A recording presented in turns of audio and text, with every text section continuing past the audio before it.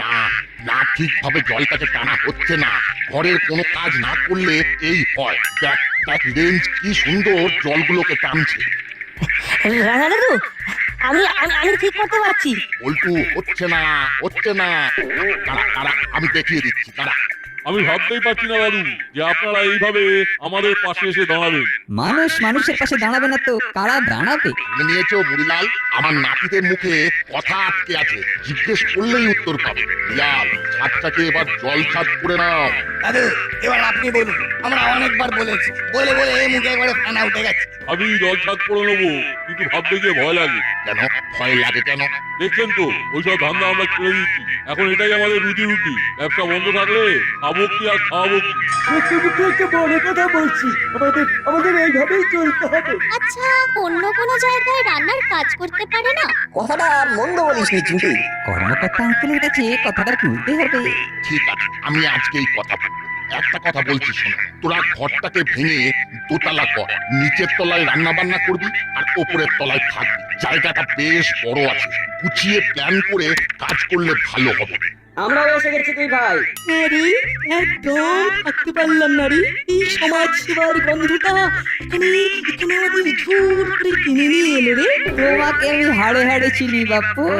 সমাজ সেবার গন্ধ না কিসের গন্ধ সেটা একটু পরেই জানতে পারবো। তোদের নাকে গন্ধটা বড় তেলিতে গেল, আর আমার এখানেই সন্দেহটা জোরালো হলো। এর মধ্যে কিসের গন্ধ পাস তুই রে? মাছের আসতে গন্ধ। তোরা থাম, ওরা যখন এসেছে ওরাও কাজ করবে।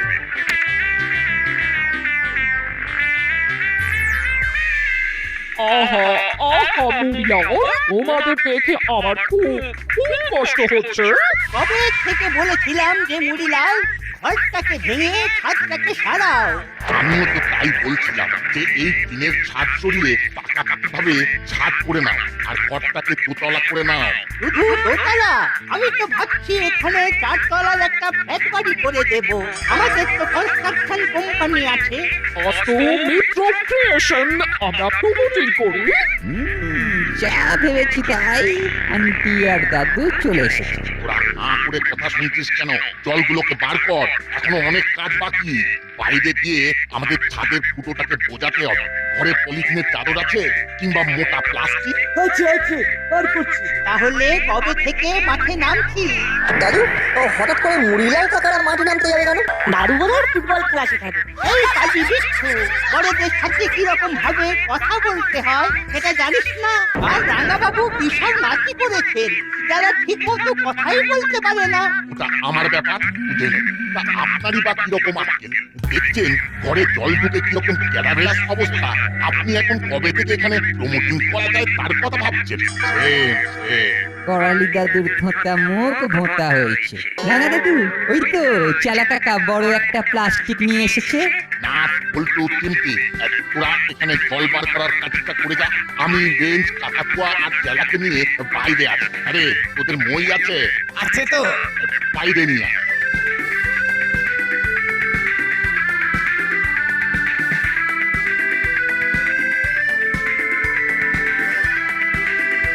শোনো, এইসব ওপর ওপর ভালোবাসা দেখিয়ে কিছু হবে না। পার্মানেন্ট সলিউশন কিছু একটা ভাবতে হবে। সন্ধ্যেবেলা আসিস, কথা হবে। জমির জন্য ভালো দাম পাবি, আরেকটা ফ্ল্যাট। শুধু ভেবে দেখো, টাকা উঠছে উঠছে, তোদের ধরতে হবে। ভাব, ভেবে যা। কথাগুলো কানে গেল।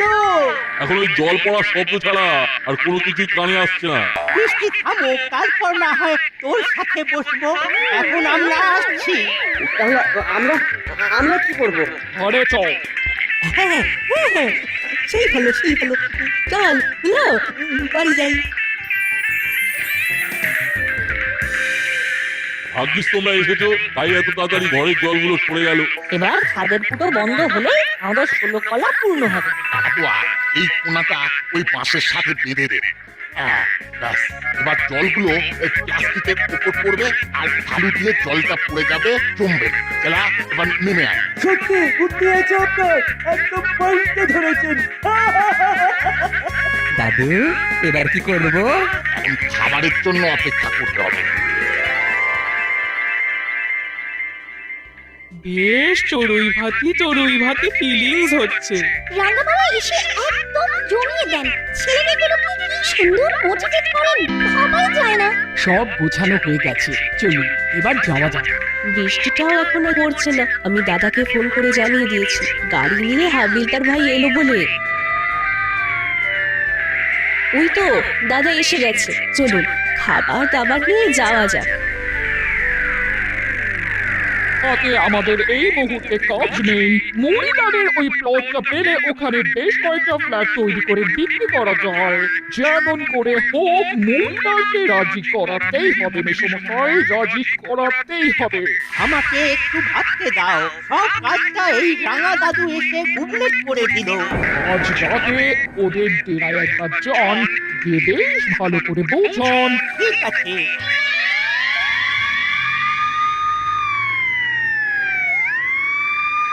মনে হয় খাবার এলো। গাড়ি করে খাবার। আমার মামাও আসছে মনে হয়। আহ, সবাই মিলে একেবারে জমিয়ে ফিস। ও খেলা, এখানে যা আছে সব নিয়ে আয়। আজ ভাঙা ঘরে চাঁদের হাত। আমরা আর বাচ্চারা পার্টিতে বসে যাবো। বলছিলাম কি, দুটো শতরঞ্জি পেতে দিলে আমাদের সবার হয়ে যাবে। খুব কষ্ট করে খেতে হবে। এই বৃষ্টির দিনে গরম গরম খিচুড়ি আর ডিম ভাজা খেতে কোনো কষ্ট হবে না। খাবো না, সবার পেট সাজিয়ে খিচুড়ি পরিবেশন করো। আর জমিয়ে খাবো সবার সাথে। আহ, জমে দই। আজকের দিনটা অনেক দিন মনে থাকবে। সব কিছুই আমাদের রাঙা মামার জন্য হয়েছে। তাই কি চিয়ার্স ফর রাঙা মামা। Hip hip hurray.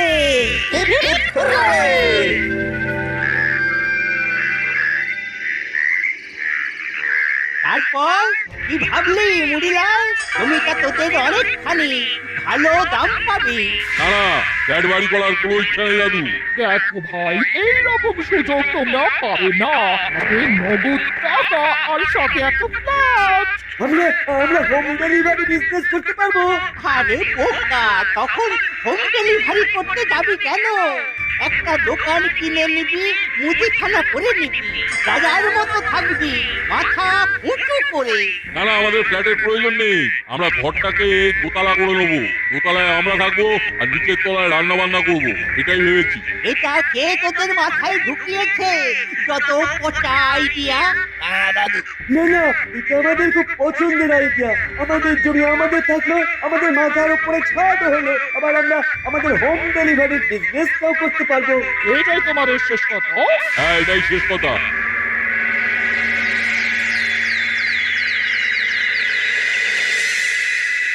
আসতে পারি বড়বাবু? আয় আয়। আমরা খুব বিপদে পড়ে গেছি বড় বাবু। চাপ দিচ্ছে করালি দাদু, কাল আমাদের ডেরায় এসেছে, বারবার করে চাপ দিচ্ছে যাতে করে আমরা ওই জমিটা ওদের হাতে তুলে দিই। দেখুন, কোনোভাবে কি করালি দাদু আর মৃত্যুর দিনকে থামানো যায়? কর্মকর্তা বাবু, কি করি বলুন তো? এ তো অদ্ভুত সমস্যা। বাবু আর মিত্তির ম্যাডামের কি যে নেশা চেপেছে। এক কাজ কর, তোরা রাঙা মামার কাছে যা, উনি তোদের একটা ঠিকঠাক আইডিয়া দিতে পারবেন। ঠিক বলেছেন বড়বাবু। কোনো ক্রাইম ঘটলে আমরা যাব, ক্রাইম না ঘটলে কিছু তো করতে পারবো না। বেশ হলো না।